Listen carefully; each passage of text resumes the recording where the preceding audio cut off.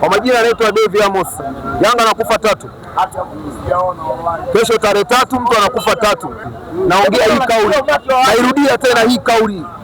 Siwezi nikaongea alafu nikairudia kauli yangu nikaigeuka. Naongea I'm serious. Yanga kutoboa mbele ya Simba ni kitu ambacho hakiwezekani. Yeye mwenyewe kama kumpa ushauri wangu asilete kikosi Jenerali Samuyo. Kwa usalama wake asilete kikosi, aiishe hii dabi. Aiishe hii dabi. La sivyo kuna mtu atakufa pale Samuyo. Aidha mshabiki au mchezaji mmoja atakufa uwanjani. Hivyo vyote wachezaji wanaonipa jeuri Dibasege na Aniseula na ndo wananipa jeuri mpaka sasa hivi. Nje ya hilo wote wananipa jeuri kwa sababu wote wanaunda timu, lakini ukiniambia wanaonipa jeuri zaidi Aniseula na Dibasege. Naitwa Musa Ndani au Boyka. Mimi ni mwamba wa Yanga, ukiniangalia tu hivi kwanza sura inaonyesha. Sasa huyu wa Simba sijui anaongea nini, maana kwanza amecheza na kikosi cha pili. Nimeingiza wachezaji wa kikosi cha pili ambao mimi wanacheza yani kombe la chini kabisa, wale wadogo wote ndio nimeingiza, alafu akapata goli la penalti.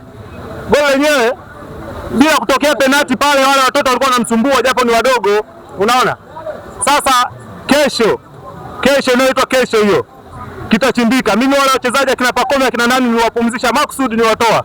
Nikasema kaeni nje kwanza, hii shughuli haiwahusu. Ya Jumatatu ndio ya kwenu. Sasa analikoroga anakuja tena na anatamba. Hawezi kutoka kivyo vyote vile, hachomoki. Atakula ngapi? Mimi nitampa 3 tu za kutosha. Atakula 3 tu atulie. Kwa kocha wako anaonyesha sasa hivi anaingia uwanjani akiwa ana mwendelezo mzuri wa dabi. Je, unaona performance yote ya wachezaji au kocha mwenyewe? Kocha sio kwamba hana mwendelezo mzuri wa dabi, lakini kocha aliingia kwa malengo kwanza. Cha kwanza tungewafunga ile dabi Simba, kocha angefukuzwa pale, wengi wangekosa kazi kupitia ile dabi. Kwa hiyo tukasema ngoja na wenyewe wapate goli moja angalau wajifariji kidogo kwamba na wenyewe ni moja ya wachezaji. Kwa hiyo tukawaachia kidogo upenyo na wenyewe. Watu kuna ugali wa watu pale. Watu wameajiriwa pale. Kwa hiyo tungewafunga, tungewaachisha watu kazi. Ni wachezaji gani ambao wanakupa jeuri katika klabu ya Yanga? Mimi mchezaji anayenikosha sana ni Pakome Zouzoua. Pakome akiwa ndani ya uwanja ananipa jeuri sana, ananipa kiburi. Najua muda wote lolote linatokea. Naona? Pia kuna ni Okelo. Pasi zake anapiga pasi za mwisho, akipiga hivi mtu anavunjika kiuno. Sasa wachezaji kama hao nikiwa nao ndani ya uwanja muda wote kuna uhakika kupata matokeo, lakini kocha alichofanya akawatoa wale wachezaji kwa maana kwamba Simba aweze kupata naye kidogo chochote kitu, naona. Bila hiyo asingepata hata yale matokeo.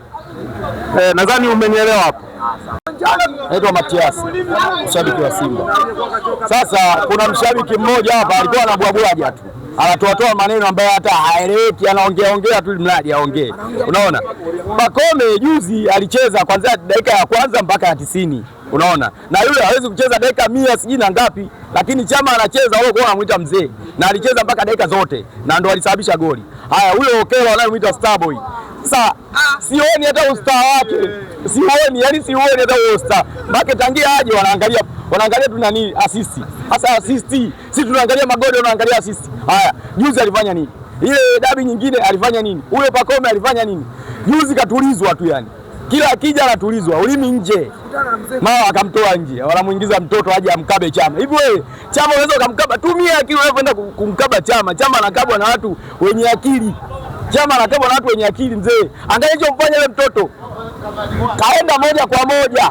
Siku la 5 hapo. Jamani, imepicha mpira nyuma, kapita na mguu. Sasa hiyo akili kweli? Mkabe Chama kwa akili unapoenda sehemu kama ile pale. Sasa sija alienda kwa pressure, sikumuelewa. Hivi nadhani kukosekana kwa Clement Mzize ni sababu moja hapo ya Yanga kuwa na matokeo. Mzize mwenyewe hamna kitu, kashaisha na sasa hivi anajutia sana. Angekuwa Mambele huko tayari. Yaani Mzize hamna kitu. Mzize nakwambia hamna kitu. Angekuwa Mambele alikataa hela. Alikataa hela. Hakuna mtu akataa hela. Alikataa hela Mzize, alikataa. Nani alokataa? Wewe unaweza kumzuia. Wewe unaweza wewe unafanya kazi pale ofisini, unaweza kuzuia kuna nini? Unaweza kuzuia kwamba eti nataka nikafanye sehemu nyingine. Maslahi sababu sinataka niondoke. Sinataka niondoke.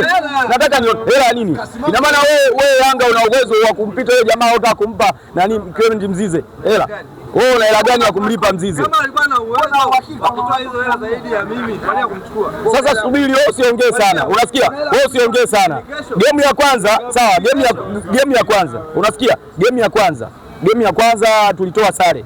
Sawa tu isemekana ni sare, lakini goli letu tulinyimwa na refari alifungiwa. Alifungiwa refari. Kwani hujui? Kila mtu anajua refari alifungiwa. Kwa nini alifungiwa? Ndio huyo refari, kwani lazima sio refari? Kwani na akili? Kwani refari na lazima ni nani? Walipiga matano tuseme offside. Matano na nini? Wewe ulipiga ngapi? Wewe ulipiga ngapi? Tumepiga matano.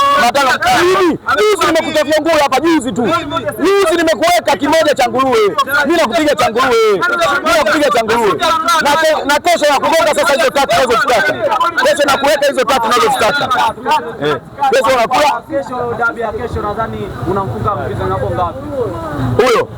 Huyo kesho sasa anataka nimfunge mdomo moja kwa moja na mgonga hapo goli tatu. Wachezaji ngapi ambao watashinda katika hiyo game? Na nani? Wachezaji ambao watashinda hiyo game. Kuna ile beki ile Msauzi yule Rushaini. Alafu kuna Ula ambao alisema kwamba sijui msuri umemshika kumbe ni mtego tu. Alafu kuna Mpanzu. Maana kesho Mpanzu ataanza pale namba 9 atacheza. Ndio wachezaji ambao watafunga hayo magoli. Au Chama atafanya tu kazi ya kuwatesa kama alivyowatesa juzi. Basi.